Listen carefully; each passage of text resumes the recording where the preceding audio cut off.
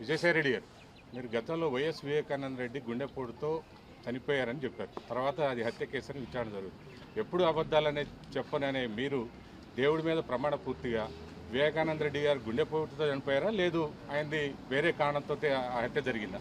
ఆ రోజు ఉదయం ఇమ్మీడియట్గా పులివెందులకి ఫోన్ చేసి అడిగాను నేను అవినాష్ రెడ్డి గారిని. అవినాష్, ఏం జరిగింది, ఇట్లా విలేకరులు అడుగుతా ఉన్నారు ఏంది అని. గుండెపోటు అని చెప్పారు. అదే నేను విలేకరులకు చెప్పాను. మొత్తం మీద నేను ఫోన్ చేసినటువంటి మాట వాస్తవం.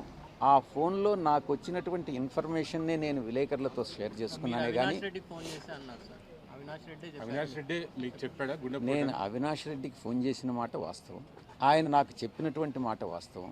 అదే విషయాన్ని నేను విలేకరులకు చెప్పినటువంటి మాట వాస్తవం.